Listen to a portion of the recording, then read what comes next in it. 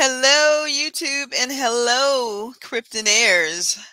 What is Hi guys. happening, you guys? You guys know what time it is. It's time for another episode of Around the Clock, where we discuss crypto news. And sorry, y'all, I forgot to turn my phone off. And why am I getting feedback? I don't know. Oh, I know why. Sorry, y'all. I Oh, had you have the YouTube I had going. YouTube up. My bad. Where we discuss crypto trends, crypto news, crypto gossip, if there is any good stuff out there going on, the NFT space, the metaverse, and everything to do with the crypto sphere. And as per usual, we are going to start with a look at the markets today. I hope everybody's Market having check. everybody's having a good Thursday. It is Thursday. I swear to God, I have never been so lost with time. As I wonder why that is. I wonder why that is too. But we're going to take a look and see what is happening in the space and what's impacting what's going on. And I don't think that Bitcoin was able to make it above 45,000 again today, but it is at $43,801. Up a bit, guys, up 0.3% for the 7-day You know average. that's 0.3. I guess it's not down, so Yeah, I mean, it's not red, but we are headed into the weekend, so let's see what happens. yeah. Ethereum still not, it was at 3,000 earlier today. It did get over a little bit over 3,000, but now it's down to 29.96. And I'm going to refresh this because I want to make sure this is good. Ah, there it is. Look at that. Just how quickly things change in crypto. It's $3,010.46. Still down minus 4.7% for the week. Cardano has not yet reclaimed its number 3 spot. It is in number 4 spot at $2.12. XRP still below $1, still a good buy at 95 cents a token. Solana's crept up a bit. It's at $141.37. And as per usual, we shall check Strong token for the Strong block crew. Strong ranking 388 there in the token rankings, and it is up today. $579.23, up 6.6% for the 7 days. Yay, Strong. And Hi, hello, Sean. Sean. So we're really happy to see that Strong is still looking strong. Extremely excited about that. And It's if held up you so well. Yes, it has. Even through this craziness that's been going Yeah. on, it's still, you guys, we remember when this was like $70 a token. That's when we got in, yeah. That's when we got in. So look at her now. She's doing amazing. And she has the ability to generate you a passive income if you set yourself a strong node up. And there are many other nodes in the cryptocurrency space that you can set up to produce a passive income. If you're interested in doing that, you definitely want to be in our Discord. Follow us at Cryptonairz on Twitter and go to cryptonairz.com to get in the Discord. There is a coupon code, fall35, that you can use for 35% off of any subscription level for the life of that subscription. And that will be ending, I'm told, in November, and it won't be coming back. So I definitely want you guys to take advantage of that as you can, or if you can. So let us look at the title of this video is Miami netting $7 million. We had reported here, weeks ago that Miami was getting ready to basically launch its own cryptocurrency. So I was very happy to see that they have done that. And that mayor, he's about business. He really is. They not only did they do it, but they have netted the city $7 million in revenue. So this is definitely a game changer. I would love it if I live near the Washington, D.C. area, and a camera traffic ticket in our area is like $100 off the bat. And then if you don't pay it after a certain time, it doubles. So it's actually crazy. And, most of the cameras are always in the neighborhoods where people really can't afford those kinds of things. So, but the mayor is always saying, well, we need the revenue. So imagine if your city had its own token, it could raise this kind of revenue and they could take down those camera ticket lights. I would absolutely love this. So kudos to Miami and Miami's mayor for being forward thinking and for doing this, and what it's doing for the Yeah. city is amazing. I mean, $7 million is no small amount. It says the South Florida city is the first municipality to accept cryptocurrency contributions through city coins, which the mayor says may one day take the place of taxes. Y'all, I mean, I don't know what to say. You know, all of us live in this world where, you know, America was started because of uh, them saying, yeah, the British are overcharging us, this taxation without representation. And you all know history and the rest of the story, the Boston Tea Party, yada, yada, yada, all of that.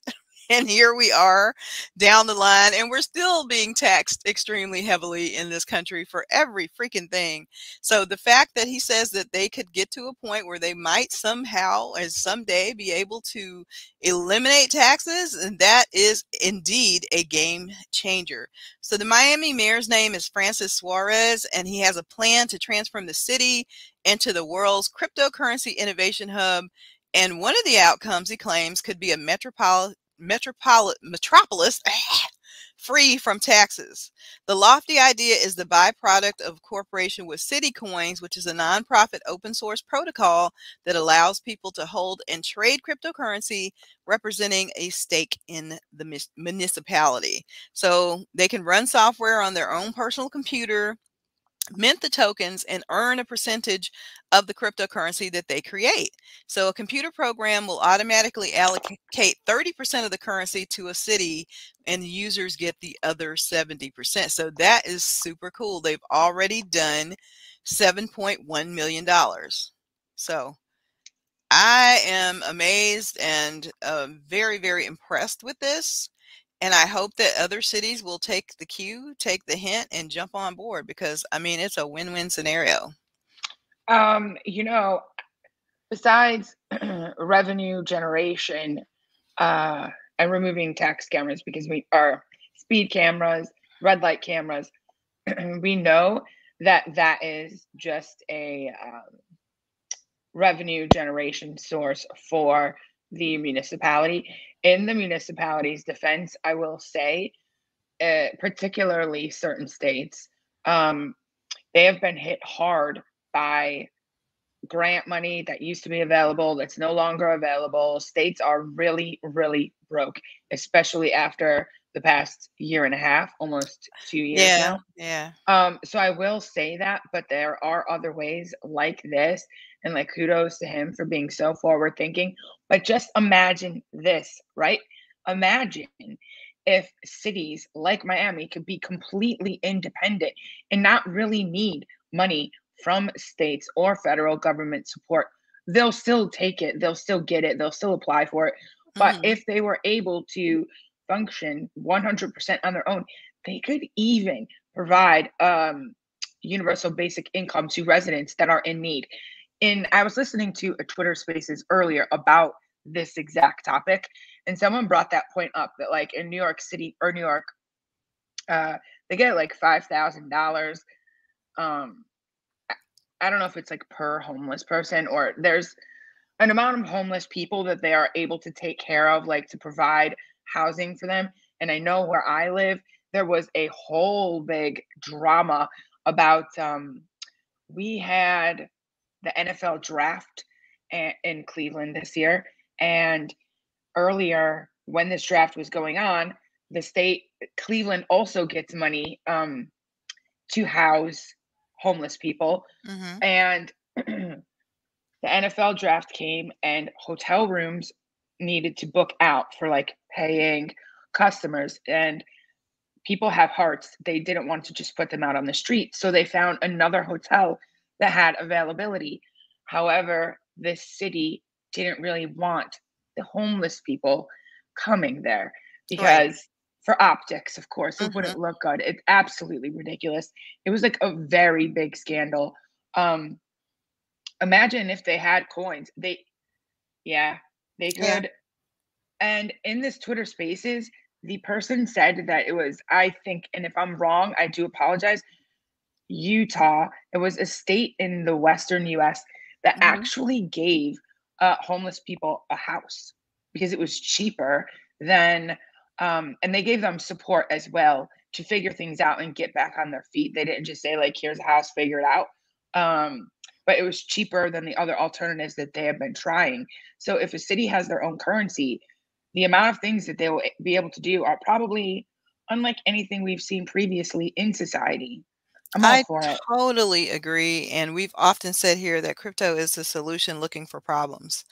Because indeed, you know, there's many states that have done some innovative things. Like I've seen states that do tiny homes for the homeless and Yes. create communities that have social workers and nurses. And also veterans. Veterans really need to be taken care of. Do need. My dad was a veteran, and yes, I 100% agree. And with crypto, these are the kinds of things that are very possible. We talked about yesterday's show was, can crypto lift entire countries out of poverty? The answer, of course, is yes. And how they're, of course, they need to be respectful and careful with how they go about doing that. But the answer is yes to this too. Could it help cities raise revenue? Could it create affordable housing projects, not only for the homeless, but for people who are struggling all over this country with very high rents?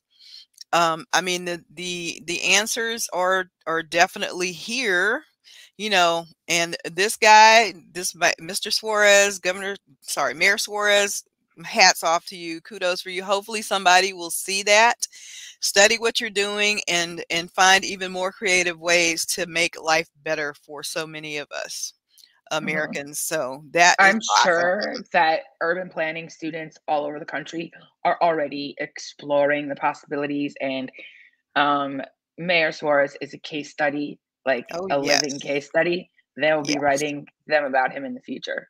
Most definitely. So I was really, really happy to check that out. And then I meant to share this article yesterday, but y'all know we had so much NFT news. I don't know how this one slipped through the cracks, but it kind of did. But this, you may have seen Mr. Elon Musk in the news again very recently. It says Tesla CEO Elon Musk says that U.S. government should avoid regulating crypto. He said that they should steer clear of trying to regulate the crypto market because he thinks, of course, like many of us do, it's not really possible to do that without it's not possible to destroy crypto, he said, but it is possible that governments will slow down its advancement. So he thinks that regulation, at least the way that our government is going about it, is definitely going to suppress innovation. So that he kind of weighed in here. I'm going to see if I can play this video for you guys. Pardon any ads. It was 1968. Can you hear it, Allie? I turned 12. Yes. Okay, great. I was going to figure out what my bag was. As a kid, I didn't understand a lot of what was going on. Why would you want to play with a bunch of white boys? How do you know if you don't try? I used to love that Wonder Years show. Yeah, they revamped it. Yeah, I've seen previous. Like music. Gonna do it my way. Yes, Melissa, that's right. Gary Gensler was here talking about regulating crypto. Kara Swisher asked Elon Musk what he thinks should be done about regulating crypto, and he said nothing. He said that though, you know, Kara Swisher put it as the Wild West of finance, he thinks that nothing should be done. He talked about how he's very familiar with money systems, obviously came from PayPal, but he thinks that this is an area that's better unregulated. Also weighing in on China, saying he's not particularly concerned about U.S.-China relations, saying that he thinks that the Chinese government and the way it treats entrepreneurs and the like will get better with time. That's just been damaged in part by the lack of ability to have in-person meetings during the pandemic. Also talking about space travel, saying he's glad that Bezos and Richard Branson are investing in space travel, but making it very clear that what he's doing, orbital space travel, is very different, much more complex and much more expensive, but saying he himself doesn't need to go to space. This is more about him creating an interplanetary species. Melissa? Thank you, Julia Borsten from the Code Conference. Dan, you are there. Leave it to Elon Musk to talk about these species, intergalactic or whatnot. Well, it's funny. If you were expecting him to be really excitable, he's not. He's pretty chill. He actually has like one of those things that guy probably wears at home around his neck, you know, like one of those things on him. I will say he said this to Kara Swisher, who asked the question about China. His first response, and I think he was trying to be snarky, was, "Where is Jack Ma?" Which I think is really interesting, because then he went into this other bit. So interesting question from a CEO of a company that is one of the largest in the world. So yeah, that's the commentary from Elon Musk. We never know what exactly is going to come out of that man's mouth. I kind of agree with him there. I don't think it should be, let me take that back. I don't think there should be no regulation. It should just be the kind of regulation that is actually helpful. Is our government capable of that? That's another question. Yes, Mr. Musk. So this one is kind of similar to what we just shared. And this is from a person who I believe works with Andreessen Horowitz, and that name should be very familiar to anyone who's been in the crypto space for any amount of time. Says the U.S. should do the exact opposite of China on crypto, says Andreessen Horowitz Katie Hahn. So venture capitalist Katie said that CNBC's Delivering Alpha conference on Wednesday that the U.S. should see China as a cautionary tale when it comes to regulating crypto. This is an opportunity for the United States. Totally agree with you, Katie. Because we should be doing the exact opposite, in my mind, in this realm of what China is doing, said Hahn, a partner at Andreessen Horowitz. Some have linked the timing of the yuan, the electronic yuan. Is it yuan? Yuan? Yuan, yeah. Yuan launched to Beijing's renewed efforts to crack down on the wider crypto market, and we have talked about that here on this show as well. So, in considering how to regulate the crypto industry, the U.S. should look at what China's doing and then just not do that. So, I don't know that they're going to take this advice. So she's saying, Elon's saying, don't do anything. She's saying, do the opposite of what China is doing. So, yeah, if only. And I had a crazy day today, Allison. I literally did not get a chance to check in on the news. Did you know whether or not they even took the vote, the infrastructure bill vote? Did it ever get there? Yeah. I think that they took. Well, I know that they raised the debt ceiling temporarily till December, maybe. In terms of the infrastructure bill, yeah, I don't know. The vote was supposed to be today and fail on my part because I don't know. I can tell your fault. Yeah, I just could not get to it today. I had so many other things to get done. But believe you me, me, they have not. The battle's still ongoing. Yeah, live as of now. Like it's still happening. So there's still, yeah. I didn't figure that it would be like an easy 1, 2, 3 kind of thing. So we will keep you guys informed as news breaks. So this is some news on Tether that Allie found. And I'm going to pull that up when I can. And it says Tether scores win in a class action case as the court dismisses RICO claims. And RICO is racketeering, correct? Yes. So litigation will expose this case for what it is, a clumsy attempt at a money grab, which recklessly harms the whole cryptocurrency ecosystem, said Tether. So apparently they won in this class action lawsuit that was filed in the Southern District of New York against them, which is interesting. So there's been so much FUD over the years about Tether, how their stablecoin is actually backed, what it is backed by, and that kind of thing. And people have for many years, declared the doom of the entire cryptocurrency ecosystem based on whether Tether rose or fell. So litigation will expose this case for what it is, according to Tether, a clumsy attempt at a money grab. I didn't get a chance to read this article.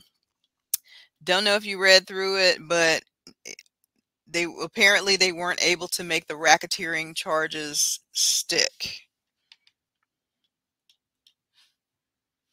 All right, I'm sorry, Reed. Yeah. Sorry, I was pulling up a video that I want to play when it's when we talk about the NFTs. Yes, I did read the article. Yeah. Was there anything further than here? It looked pretty short. No, yeah, All no, right. there's nothing further. You pretty much covered it. All right, you guys. Just want to make sure I didn't miss anything. I literally rushed home. Didn't Sorry do about my that, Corey. usual. I was just It's getting my all video good. ready. You're good. You're good. Hey, Danny Carney, and hey, Woody Allen. Shout out. Hey guys. Thank you guys for being here and supporting us. We appreciate it so very much. So this next article is on Binance. And, you know, they've been doing a long string of trying to hire all the right people to get out of their regulatory woes. And they have faced them not only in America, but pretty much all over the world. Because, you know, heretofore, they were the largest, if not the largest, if not still the largest cryptocurrency exchange, but they hired another former IRS CIA special agent to head their intelligence division. And regulatory scrutiny from around the world, which is what I just said, has forced them to up their compliance and auditing measures. So they hired someone named Tigran Gambarian. And sorry, Mr. Tigran, if I have mispronounced the last name there, but they joined Binance as Vice President of Global Intelligence and Investigations, and he was a private sector employee since he joined the IRS as a special agent in September 2011 until now, and now he's not. But so many of the, you know, former government officials and regulators, once they get out, they are now going into DeFi in crypto, which is quite amazing to me, but that is the deal. During his time at the IRS, he investigated cases involving national security, terrorism financing, tax evasion, and identity theft. So I guess he's a perfect fit for what's happening with Binance. He was also involved in the investigation of Silk Road. You guys may remember that. In 2013, it was shut down by the FBI, and some of it was definitely underpinned with cryptocurrency transactions. So yes, they hired what they feel is going to be an expert. And yeah, that's what they did. They moved to, more recently, Binance has moved to block fiat deposits and spot crypto trading services in Singapore, which you guys know because the China ban, amid regulatory pressures, and the exchange has also ceased crypto futures and options in Australia. So wherever they are, you know, facing pressure, they're just making changes, trying to stay afloat, trying to stay alive. Hello, Port City Trading. He says it's time to sell those JPEGs, is it? What's going to happen in the bear market, ladies? Thanks. Love your show. And thank you for being here. We love you too. Many of us don't think the bear market is here yet. And if that I does, had some huge sales to report. awesome. Awesome. It's always good to take profits no matter what time, whether it's bear season or bull season. And we did a special on what to do in a bear market that you guys might want to take a look back if you missed that one. But it's always good to take profits at any point in time and to keep making sure you do that, because if everything goes to zero and you can get back out at least what you put in and break even, you're doing well. So that's the Tether story. That's the Binance story. I did see this. And if we do have a bear market, it is definitely not going to look like the one that we had in 2017, 2018. And that's the main reason being because of this story and others like it that we have shared here on this channel. There's so much big industry money in the space now like never before. There's so much more mass adoption of what crypto is and all of the things surrounding crypto, including DeFi and NFTs. So it's not going to look like it did, you know, back when everything was just kind of getting started. We're still early, don't get me wrong there. But I feel because of all the big money that is backing crypto now, I mean, Visa, Arizona IST into NFTs. I mean, you guys know Visa into the regular crypto market. We just named 7 huge banks that have, you know, millions, hundreds of millions of dollars in the crypto space now. That stuff was not happening back when we had the first bear market. So, you know, I take these, you know, as they say, follow the money. I take these as good omens and good signs. I'm not saying we'll never have another one, but it won't look like the one we had in 2017, 18. Not financial advice, just my personal opinion. And I always teach here, take your profits.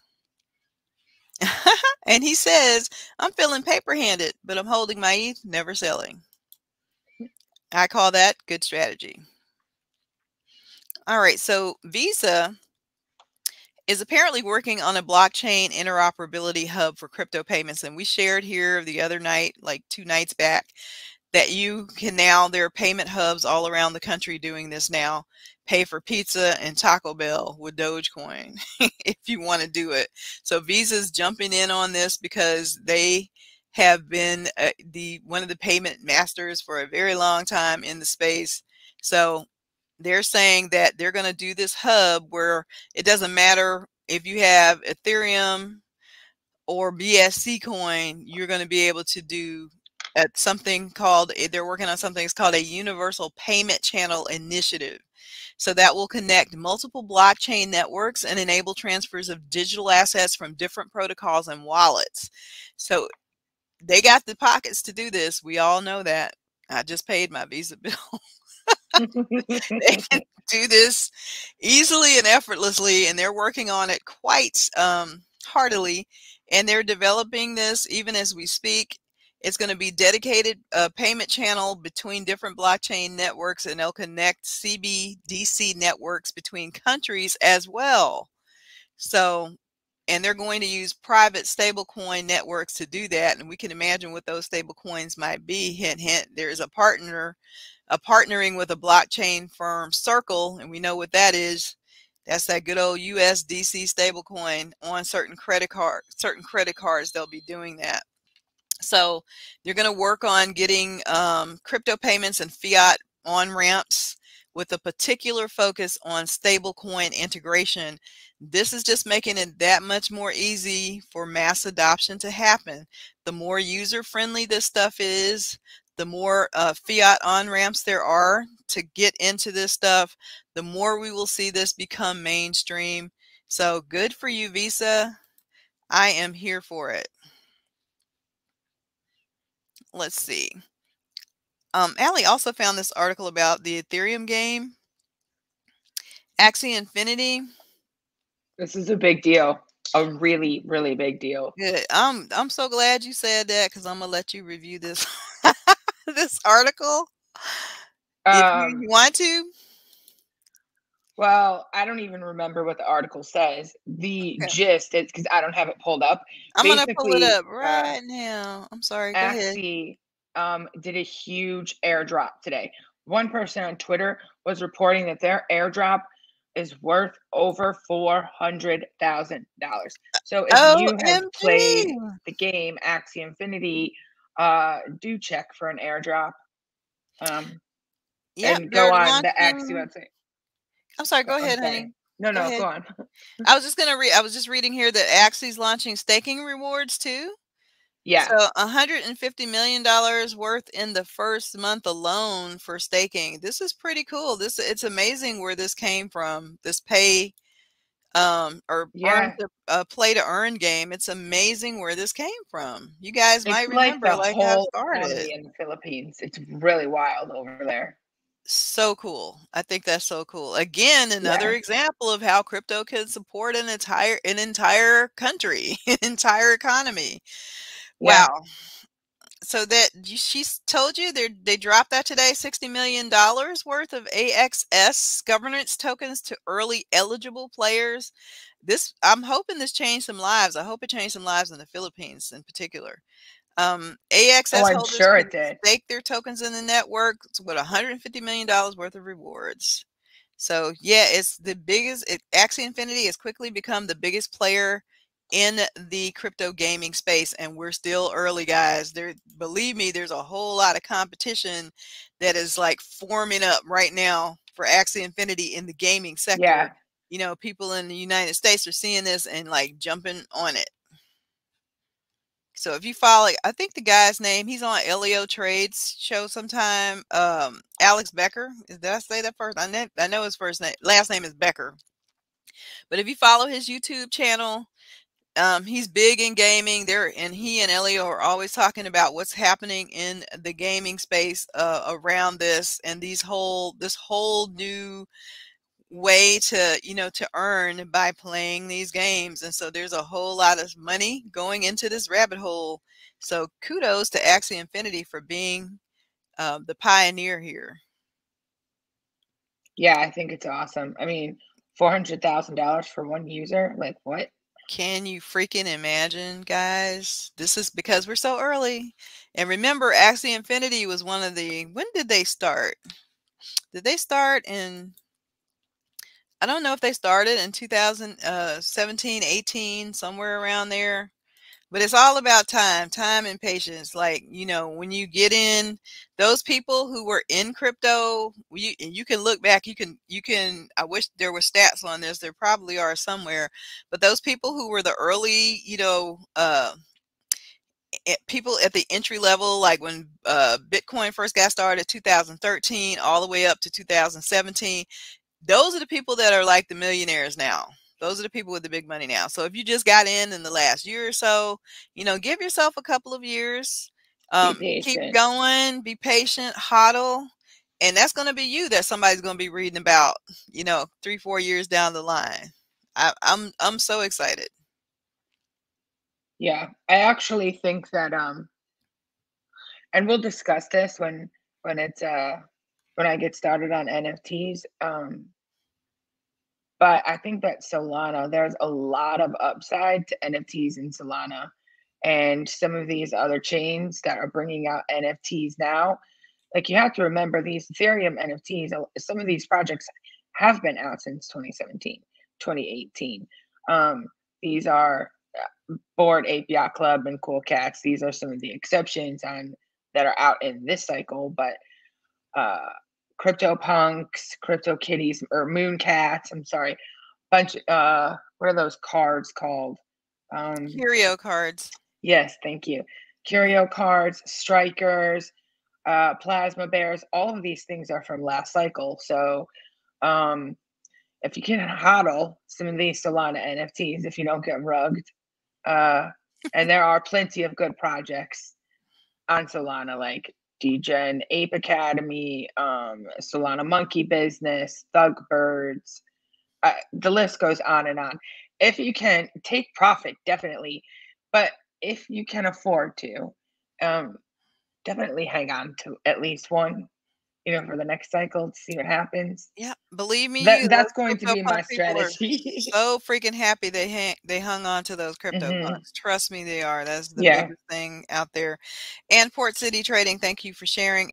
Avaric Saga just dropped, and it is in direct competition to Axie Infinity, and they are not the only ones, my friends. So yes, get in. What is that? It's called Avaric Saga, he said. Oh, I saw the NFTs for those. Yeah, I don't know if they're already sold out, but that's the thing. It sold out. Of course it did. And the secondary market is probably, you know, an ETH. There's another game, Illuvium. I think that is going to be really big. Star Atlas on Solana. Yeah, and they have tokens associated with them, guys. So Star Atlas has two tokens. I know one is Atlas. I can't remember the other one right off the top of my head, but if there are tokens associated with these games, Mist is another game token that was doing pretty well, but still early on. So, you know, look at those gaming tokens because they're doing well right now. That's what people are doing. They can't go out and play like they used to. They're staying home on their whatever it is these kids play with now, Xboxes. I started to say Sega Genesis. That's terrible. Totally gave my age away there. All right, so girl, I remember when they used to have like the tennis balls. There was like a dash on this side of the screen, a dash on the other one, and that little ball used to go between the two of them. Yeah, I think it's called Pong. And we thought we were doing something.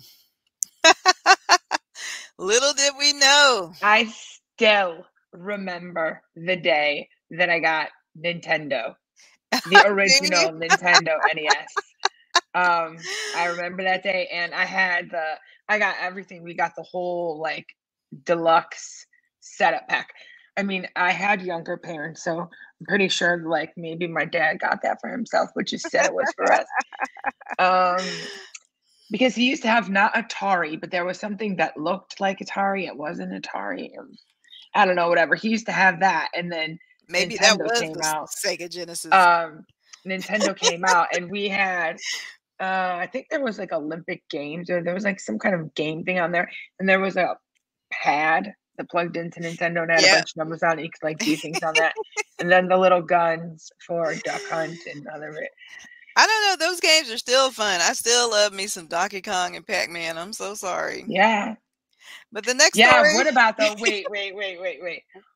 What about Commodore 64? Who? Okay. Hopefully, people are a little older. I remember that. I can't remember exactly. I do remember it. Yeah, that was like it's not a game. It was this thing called Print Shop Studios, and I would make these ridiculous posters that would be like 35 pages of paper long, because it was that like dot paper that came out on the I remember and I had that too. Ghostbusters and Wheel of Fortune. Oh man, my mom always used to have to yell, "It's time for dinner," and I would not want to go. I'm telling you, man. Do you remember arcade? You don't remember this, but arcades, girl. Arcades were a thing. They were still a thing when I was growing up. We loved we used to get in trouble overstaying our time at arcades, but it was so cool then. Those are happy times. There's still a thing now. There's a place called 64-bit or 8-bit. I don't know. It's like a bar around here. It's all video games. And then there's another bar that's all pinball machines. The closest we get is like going to Dave and Buster's, and then they have this big giant Pac-Man machine, big giant screen. I love that thing. But you guys, the next story is about, moving from the past to the present, and looks like the future. This NFT investor spent $170,000 on a CryptoPunk so that she could flex online. It's like wearing a Rolex in real life. So like this is the new flex. Talk about having some serious disposable income. Yeah. So I guess her name is G Money. We know that's not her name, but her online name is G Money. She spent $170,000 in January on a CryptoPunk. And and they were like, well, why did you do that? She said, I needed to do this because I wanted to show off. I wanted to flex. It's a form of social currency. And indeed they are. And no matter what's happening in crypto, the NFT markets right now are still hot and hot and hot. And I know that Allie's going to share with us some of the sales, and we'll take a look at that other Frank Miller auction that we told you guys about, that one of one. There was another drop of some more Frank Miller NFTs today, but we'll see. When I looked at it early today, it was probably like around 1 or 2. The bid was up to $29,000 from the $15,000 that we shared with you last night. I'm sure it's much higher now, but we're going to check that out. And yes, Travo, I do remember Mortal Kombat. Finish him. What do you got for us, Al? Okay, so first I'm going to go over some sales, NFT sales. We had some questions about, is this the NFT bear market? Definitely not.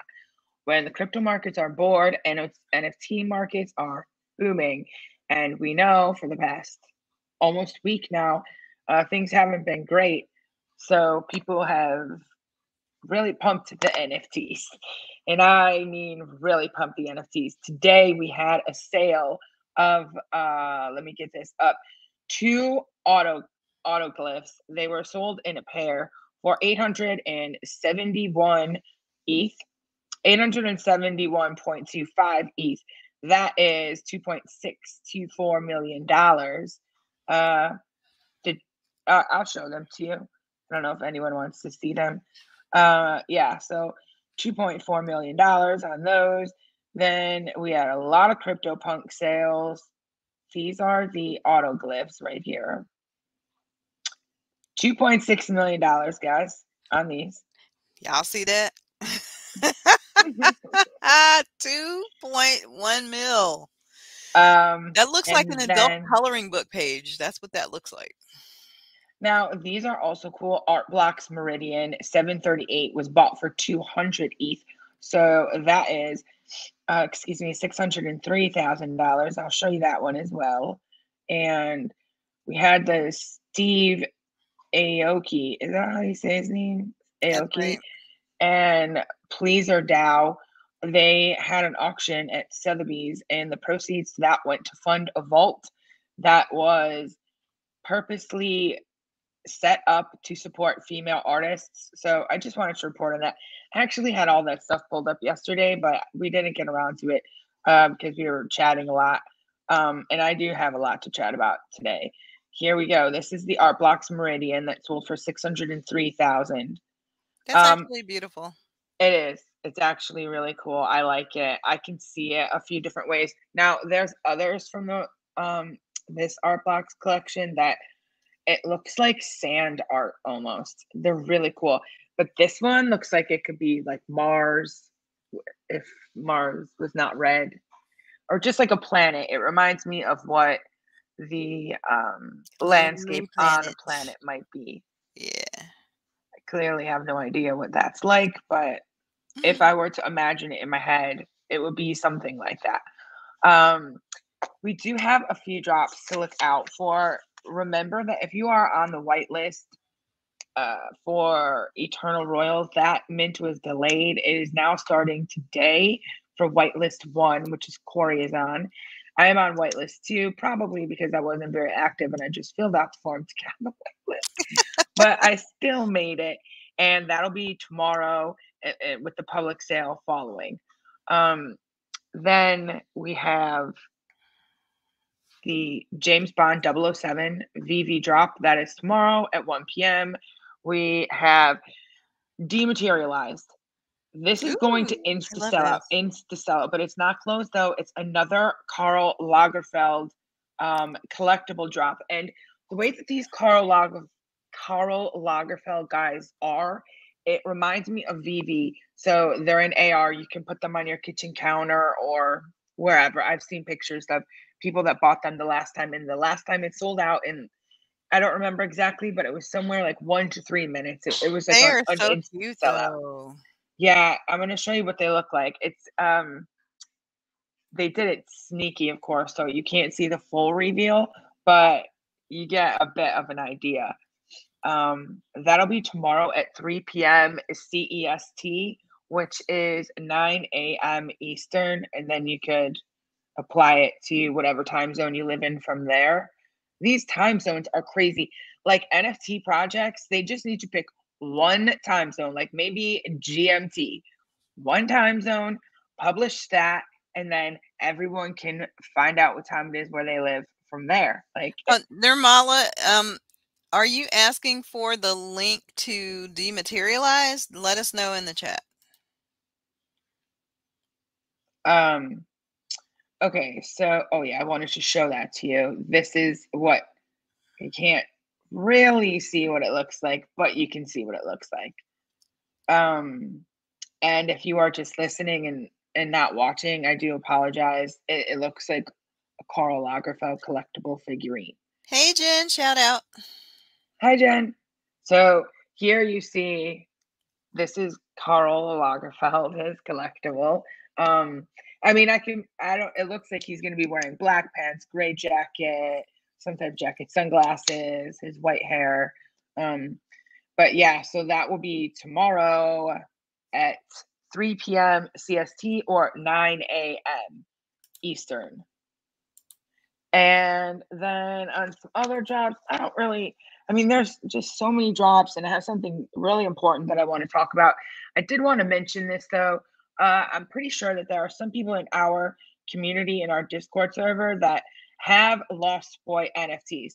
And that project was quite quiet for a while. Like after the mint, they went like really quiet. I do not belong to that Discord server, so I was not keeping up with the project. But today I did see that they posted a teaser, and this is exciting for anyone that has Lost Boy NFT. Here you can see they're going to be taking a snapshot, and you will be getting a lost girl. So here they have this silhouette, but there's something very interesting when you click on it. If you look down here, there is a little pacifier on her toe. So I would assume that that means you will also be getting babies. So everyone loves an airdrop, I guess. If you are in that project, then you are probably excited about it. And I know some people are, so I just wanted to report on that. Yesterday, in all of our conversations, one of the most important NFT things I forgot to talk about. This was last week, maybe. I had reported that Twitter was teasing that perhaps they would have NFT verification.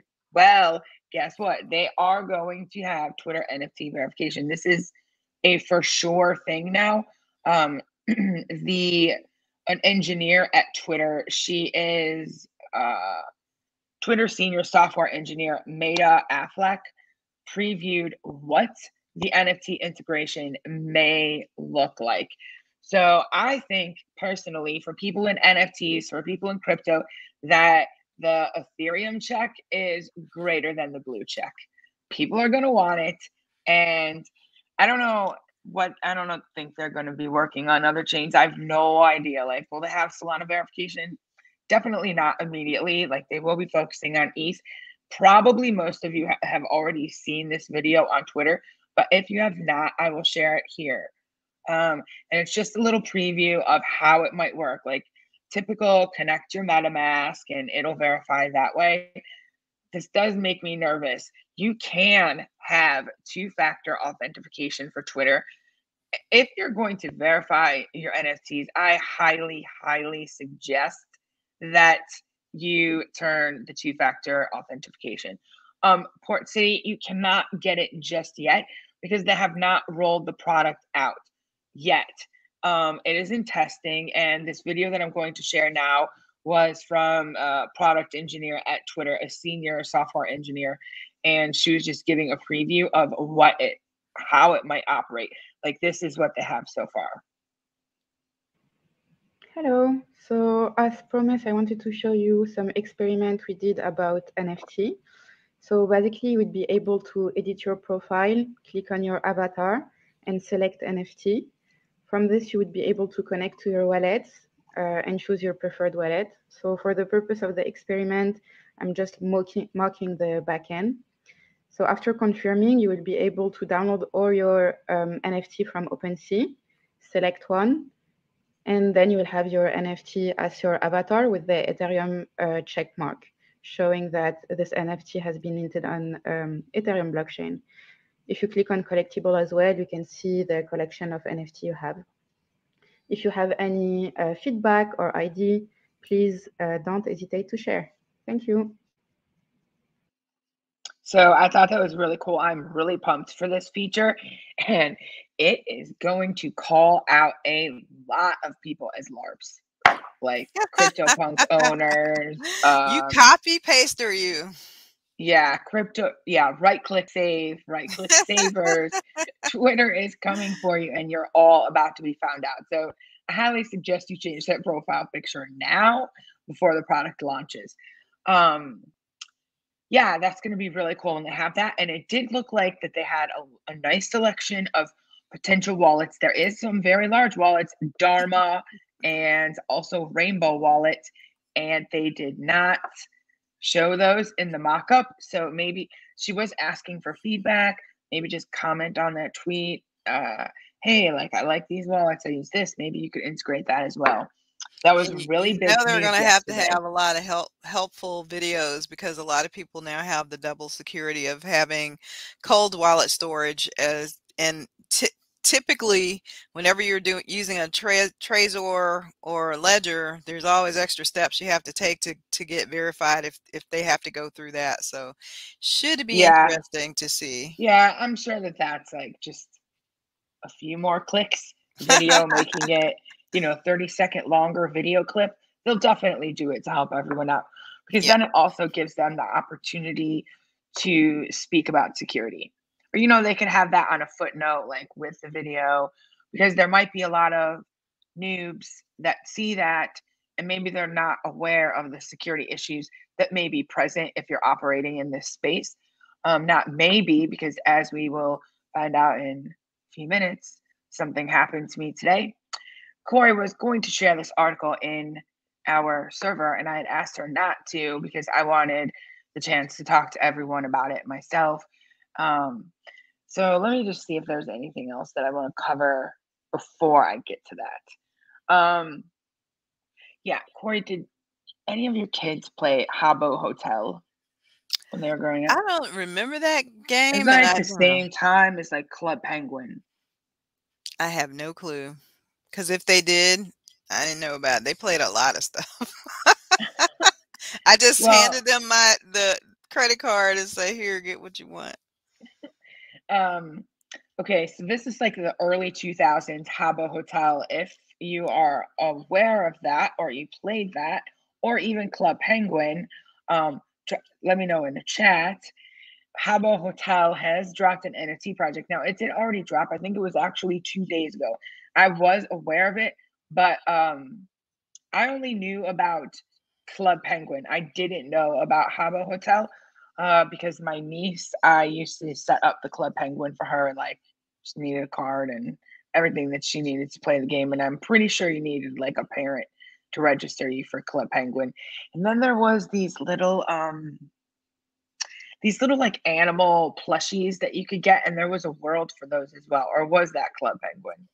I can't remember. There were so many things these kids played when they were growing up. But anyway, Habbo Hotel was huge in the early 2000s, and still today in 2021, they have over 800,000 monthly users.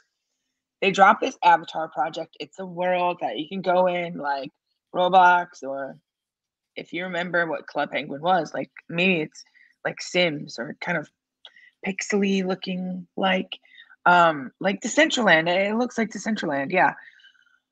The avatars are right now on OpenSea. Let me just refresh this to make sure it hasn't changed since I pulled it up, and it actually has. It's gone up slightly, but they are 0.669 ETH.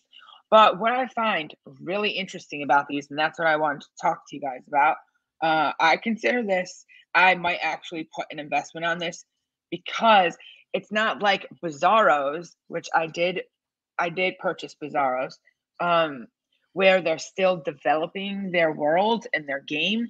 Habbo already exists. It's already a game that's been here for 20 years. So that's a big plus in my opinion. And I'm just going to share my screen, because they're going to be integrating a whole bunch of other NFT projects to Habbo Hotel. That's really why I wanted to tell you guys about it. And I did see Elio Trades shilling that on his show. That's when the sellout happened. Like it was still minting. He mentioned it literally in his live stream, and of course it sold out right after that in minutes. I did not see that stream. Mm-hmm. All right, so here we have Habbo Hotel. Welcome to the Avatar project. Now, as we mentioned, it is sold out. The floor price currently on OpenSea is 0.669 ETH. And the most interesting thing that we have here is, look at this. As well as a members only area for Habbo avatar owners, an NFT owner role is available for anyone who owns an NFT from these collections. And we have Bored Ape Yacht Club, Kennel Club, Mutant Ape Club, Bored Mummy Waking Up, Bulls on the Block, Bears on the Block. And some of these are new. So like Arabian Camels, Monster Rehab, Cool Cats, The Alien Boy, Galaxy Fight Club, Pudgy Penguins, Crypto Punk, Cyber Kongs, Me Bits, V Friends, Super Yeti, Cyber Kongs, the first one, the original, Deadheads, Oni One, Sandbox Land, and Decentraland Land. We know this is only a small sample of NFT projects out there, so we'll be looking out for suggestions and new projects to include. So I think this is cool, and I might get one just to see what's going on here. I just want to remind everybody that Leo Trades owns CyberKongs, a lot of CyberKongs. He definitely owns Bored Apes. We're aware of that. So all of these are connected together because the CyberKongs has a Discord, and all of the people that are in that Discord, Leo's also in that Discord, are buying up these same projects. If you look at their wallets, I watched a YouTuber today who like went in and checked these wallets, and they all own like the same things. So it is all connected. So yeah, I just wanted to mention that. Oh my God, my either. I have Discord open in the background, and one of these servers is going absolutely bananas right now. It has to be House of Kiba because that drops in 4 minutes. No wonder gas is so high, because I'm looking at gas trying to get hoping that it's not high when we go to mint Eternal Royals, and it's ridiculous right now. It's only 78 right now. It's a minute ago when I looked at it, it was like high. 400. So it's only 78 right now? Yeah. Now it's 86, so I've just looked. I got alerts. So it's about to go much higher. Yeah, you guys. Once 9 comes, it's going to go a lot higher. So if you have anything to do, I would monitor gas. It's going to skyrocket with gas war, and then it'll chill out later. Not going to mint Eternal Royals tonight unless it's late and things have calmed down. It's like 130 right now. I'm looking at Goifications, though. You might have a different app. Oh, I actually just had Discord open, so and I just looked at that. All right, so let's talk about something serious now. A few weeks ago, I had done like a little breakdown of projects. Corey, can you pull up that article, please? Sure. Thanks. I had done a little breakdown about the Solana ecosystem, NFT projects in the ecosystem, and marketplaces, and where you could get information on future drops. So, unfortunately, I mentioned a project called, it used to be called Mini Guys, and then they changed the name of the project to Iconics. Yeah, Corey, can you scroll up so they could see that picture? Okay, so it was basically these busts, and after the project was released, they were going to render the full body, and you would get dropped the 3D, I guess you could say like the 3D figure that you could use in whatever way you wanted. The reason that I wanted to support it was because the artist was 17 years old, and he was working on the project. He was artist. His dad was like helping him out with the back ends and all that stuff. Unfortunately, this project rugged. So if anyone was rugged on this project, on my suggestion, I'm very sorry. I did mint this project myself. So, and this is really the crazy thing here. First, I will say that after it happened, I started laughing, like, what? And then I started thinking about it, and I had texted Corey, like, actually, it isn't really that funny because this was 0.5, so half a soul to mint. And to someone in like a developing nation that is involved in crypto, and maybe they have a lot less disposable income, but they save up for, the occasional drop that is within their price range that they want to get. This is like food for them for a month, 2 weeks, so I probably shouldn't have been laughing because it isn't funny. It's not funny. It's not funny at all. Actually, I was just laughing that it happened to me. Like, that's my own life. Like, I was laughing about that. And I did not tell my husband that this happened. And of course, he has come home from work as I've started talking about this, and he's standing in the kitchen.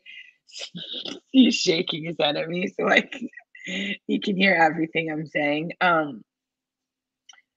There were some red flags. Okay. I didn't care that they changed the project name because we all know like about the Akira project, but that was the code name. And now they've come out with the real name. It's like a name change isn't that big of a deal. They also didn't have a website, but Lit Jesus did not have a website. And I knew the situation at Lit Jesus. The reason they didn't have a website is because they didn't want anyone finding out the contract number in advance. They didn't want metadata leaking. They were like trying to drop everything at the same time. Now they actually got screwed by their dev, but we've already talked about that. So I let the website thing slide by. Then I noticed today, and I actually have screenshots of it because people are trying to go after whoever this is. It is not a 17-year-old. I think we can all agree it's at this point it's not a 17-year-old. This article mentions that they took 138,000. So there was a whitelist, and they were allowing the whitelist to get like 2,000 of the NFTs. And I was in the whitelist. So if I was not in the whitelist, I wouldn't have been burned. But I was in this like early adopter role or whatever. And in the chat this morning, because this was first thing around 10 o'clock, I think the drop was. The kid, I think it was the kid who used to be the person running the chat, because the username was Mr. Iconics. He had said, like most Solana drops, you have to mint them one at a time. Like I've not participated in a Solana drop yet where you're able to put like 10. You could get 10 at once. Like you have to mint them one. So he had suggested that you mint with auto approve on. Okay, that is a massive red flag. But and someone asked why, like, why would we mint with auto approve on? And he was like, well, do you want it to go smoothly? Like your transactions will just go through one after the other, or you're going to have to manually do it. And the person accepted that answer. And thankfully, I did speak up and I said, this is just some friendly advice. Never mint with auto approve on. And I hope you're all using burner wallets. Like some people said that they were. At this point, I didn't know that it was a rug. I had no idea, but I didn't want to make like the kid feel bad. So I was like careful how I said, like, it's just general advice. I wasn't applying to that particular project, but that's how I operate. Like, that's how I'm minting this. That's how I mint other things. And then they muted the chat for the mint, which sometimes projects can do that to avoid scam links. That was the reason we were given. But in Rory, that's exactly how people lost significant amounts of money. Someone was hyped up, posted a scam link in the general chat, and people just started clicking it, and they had their wallets drained. Well, yeah, so I minted this project. And Corey, can you please scroll down to show them what we received? There's an image of it in this article. Not this? No. Something down. Let's see. Yep, keep going. There you go. We received emojis. So when I saw it, I was like, okay, and this is a wild thing. They actually had the typing chat was muted, but there was a voice chat going. Oh, you should have heard what was happening in there when everyone started opening their NFTs. Yeah, people were flipping out. Wow. And the Twitter account was deleted. I'm not sure if the website is still up, but I wouldn't go on it if it is still there. I mean, if you're not connecting any wallet, like they can't really do anything. But I did not have auto approve on, so I only minted one. And I actually looked at it first before I minted a second one, because I could have just kept going like in a rush. Like, let me just get all these and I'll look at them later. But I just decided to look at it, and I was like, what? And then people were doing the same thing. And in the voice chat, which I was listening to, I heard everyone like freaking out about it.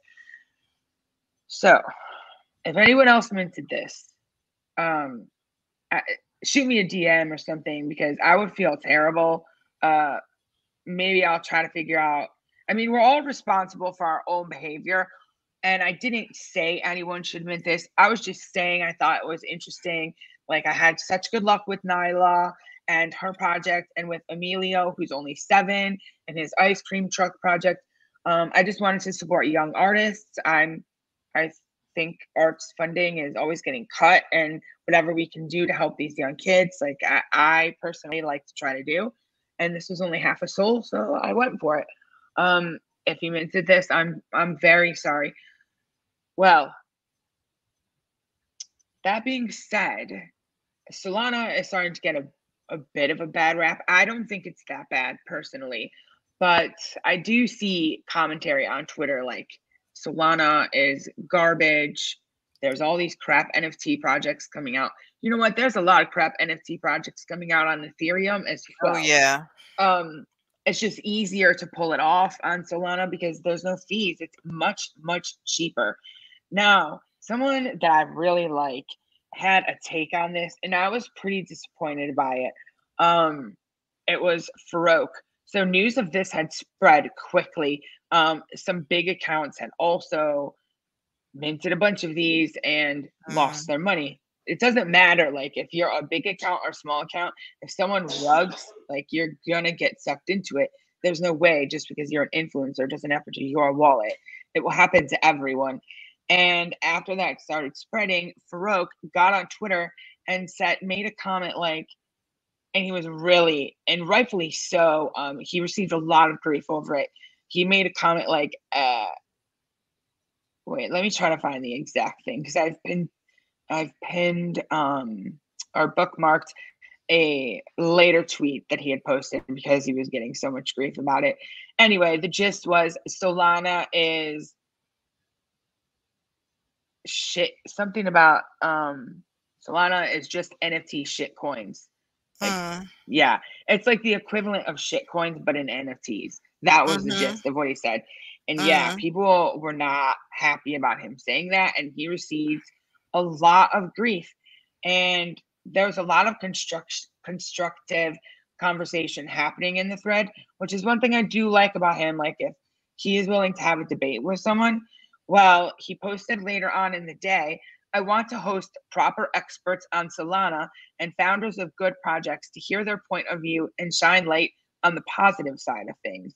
And then he was asking for people to tag like good projects or people that are working within the ecosystem to come on that episode of his show, Rug Radio.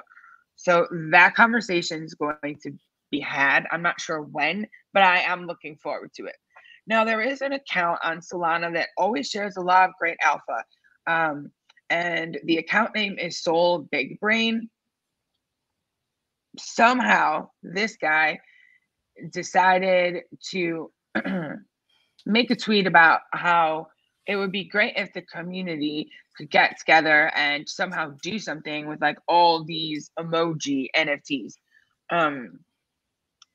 And no less than 7 projects. That's what I counted or what I saw. There could very well have been more. 7 projects had stepped up to help people out that were caught in this rug. Skeleton Crew. Let's see some of the other ones. Drips. OX Drip. Waifu DAO. Some little robot project that I had never heard of. It's a much smaller project. Solar Knots, just so many projects. Like, send us your rug NFT, and we will either send you, it was depending on the project, we'll either send you a free NFT from our collection in return, or we'll give you a discount on a mint. And I thought that was a really great way to community build, not only for their project, but for the ecosystem as a whole. Because like when one project rugs, the whole ecosystem feels it, especially with, I mean, when did Solana Monkey Business come out? I'm not sure. Or Solarians. It is almost October, maybe August or in July. NFTs on Solana have not been going on for that long, just a few months now. So these rugs are a big deal. Excuse me. Yeah, so I just wanted to talk about that. again, the importance of do not.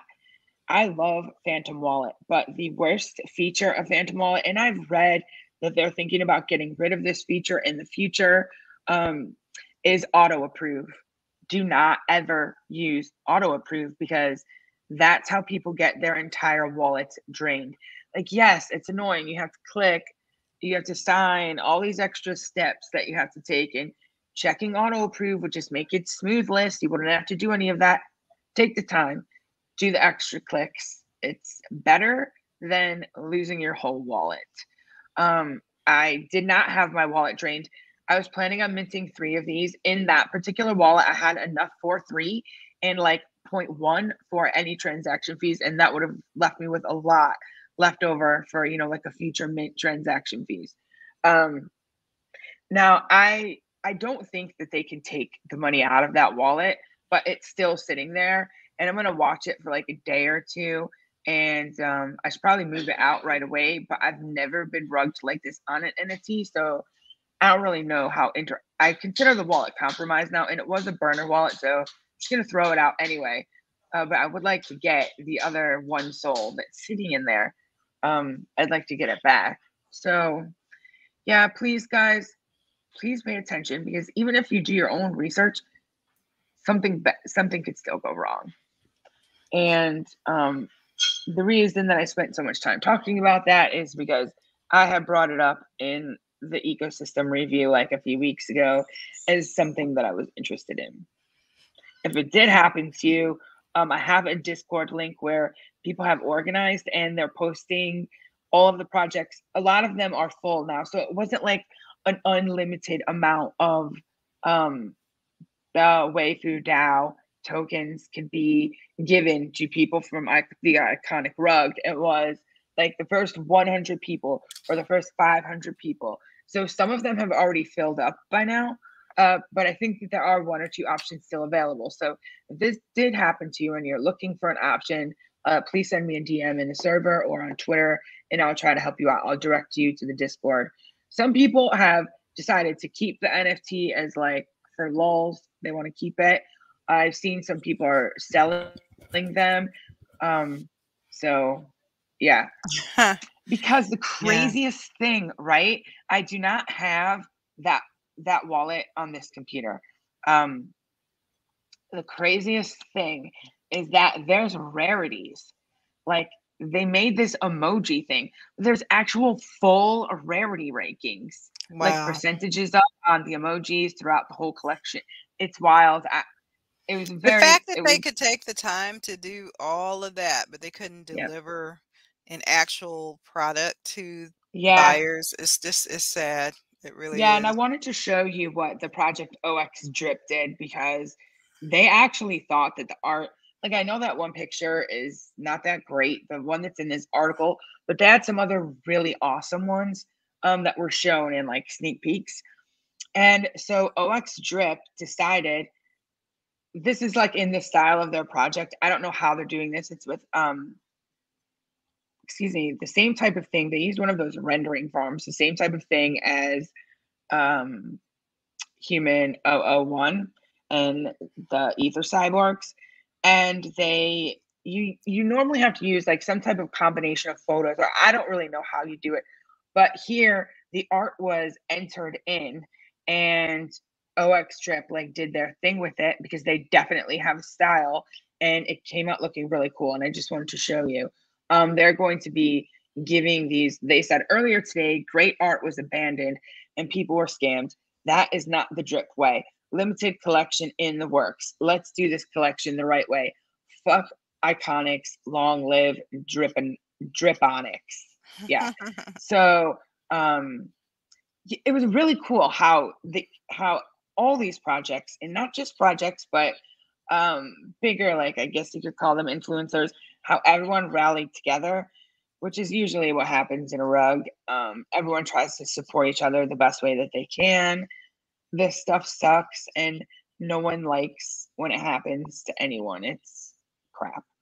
I will recover from that just fine. But again, I think about people where that half a soul was a lot of money to them.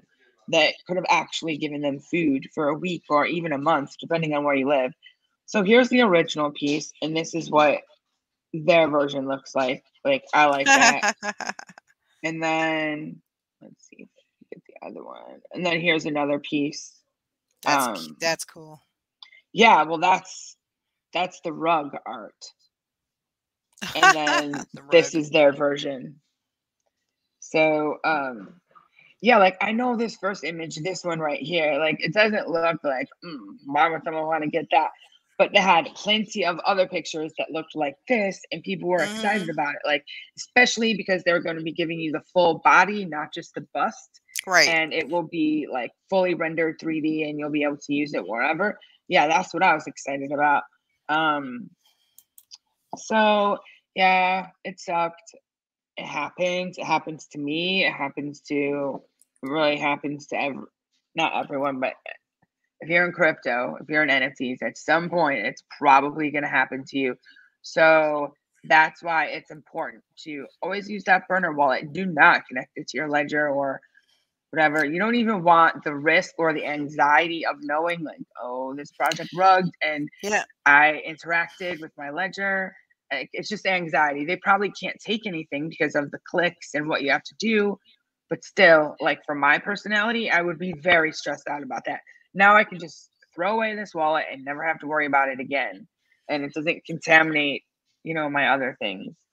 And the thing about all of this, guys, is that this is all built on trust. Every bit of this. We don't know these artists. It's a picture on the internet. A lot of times they're not from the United States. I mean, all of this is built on trust. So always remember the first rule of any financial effort or endeavor, and that is never to invest more than you can lose, because we don't know. We're all taking all of this on faith. And yeah, this project looks great. We hope we do our due diligence. We try to find out the team behind it, if they're doxed or not, all of these things, and it can still happen. So it doesn't matter if you're new or you're a veteran, because again, these scammers are getting more and more sophisticated as time goes on. So, take those extra precautions that Allie was talking about, even if it's, getting a tracer, getting a ledger, make it as hard as you can for someone to get to your main stash. Do the burner wallets. Make sure you do it. I've been being lazy, so I'm definitely going to get on that this week to create some burner wallets, because it can just happen at any time. And like I said, all of this is all based on us trusting that people are going to do what they say they're going to do, but they just don't always. Yeah. It's really unfortunate, but the positive is the way that the community came together. All these projects offering something so that you would get something for your money, even if it came from their own project. They were willing to, like, Solana's great. Let's support each other. Let's try not to focus on the negative, because these things are going to happen. And if someone's a relatively new NFT investor or relatively new to crypto, I want to believe that 90% of the people in this space are good people, but just like with life in general, there's going to be that 10% or, that one bad apple in the bunch. Don't let it spoil everything for you. Just take your precautions, like you just said. Do everything you can to protect yourself. Yes, Ron asked this question. Yeah, and yeah, we definitely will do that for you guys here, because it's important. Maybe I can, before I make mine, I'll just do mine live. Oh yeah, Corey, that's a great idea. We'll see if we can figure that out, how to do that, safely without giving away any, personal information on air. It's a burner wallet, so we could just create it live, and then you just don't use that. Yeah, we can use it. Just make another one. 100%. That's something we can do. That's a great idea. Thanks. I wanted to take a quick look at that Frank Miller audit while you're pulling up your next thing. Real quick. No, I don't have anything else. That's it. Oh, okay. I'm going to do that just because I told you. I always try to do what I say I'm going to do.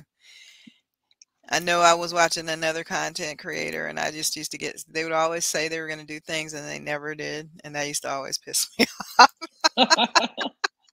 I don't want to be that person. And if I said something I didn't do, please remind me, because sometimes, you know, a lot goes on. So let's go to OpenSea. So you guys can see that same Corey. NFT right there. Oh, did I do it? I didn't. My bad. Hold on, y'all. I'm going to stop. I have to go open it and then go back into it, because that's, I'm going to stop sharing that screen. And let me share the right one. Unfortunately, it won't let you click links within. So this was that 30th anniversary Sin City NFT. That's one of one. When I looked at it today, it was 29,000. The bid on it is still apparently not done. It's $103,372. So it's still going, and I know that he did some other drops today. So we don't know where this is going to stop, but that's where it is now. We'll keep sharing with you guys and letting you know how that goes. There was one other thing that I wanted to share. I just realized when I was looking at my notes that we didn't go over it. I thought I sent it to you, but maybe I didn't. Big news today on someone that's doing an NFT collection. Not someone, but a platform. And this is pretty cool, and it's going to be very interesting. Lots of people may have heard about it already, but TikTok is going to be releasing NFTs on Immutable X, which is the same place, that VV is going to be moving to. So TikTok is releasing Ethereum NFTs with Lil Nas X, Gary Vee, and Grimes. Popular TikTok videos will be issued as NFT collectibles on Immutable X. And you know what? I don't think, actually, I was just thinking off the top of my head, did this say when it's going to start? But no, it doesn't.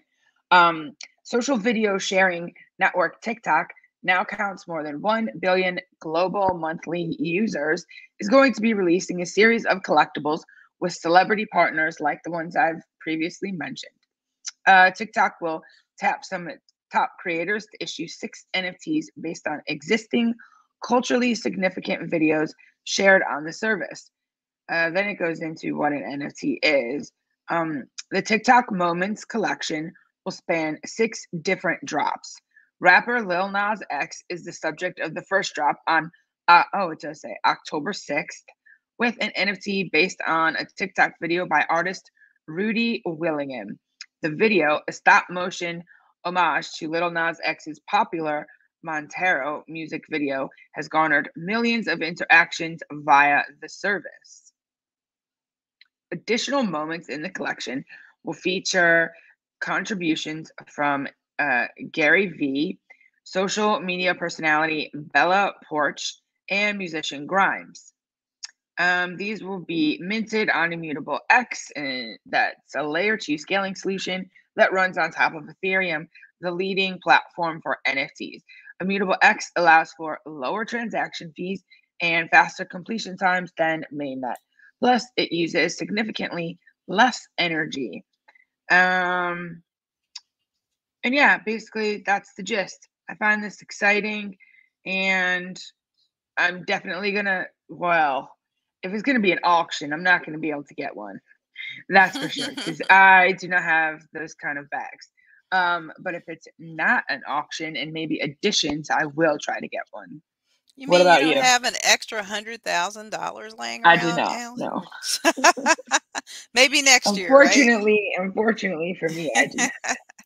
Girl, if I had, definitely would have snatched that Frank Miller if that was the case. But blessings to the winner of that. We'll bring hopefully the results are still going tomorrow night, guys. But I thank you for being here. I thank you for spending your Thursday night with us, and hope you'll come back tomorrow night at 8 p.m. Eastern, where we'll be talking about more stuff.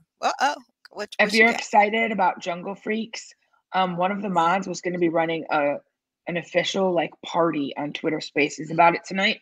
So drop in that Discord server and you'll be able to get the link through there. Very cool. You guys know that's coming up the first week in October, they're saying. So, which is like tomorrow or Saturday. Yeah. So don't know when, but pay attention to that Twitter space and the Discord. And we will see you guys tomorrow night, same bat time, same bat channel at around the clock. Have a great night. Bye, guys.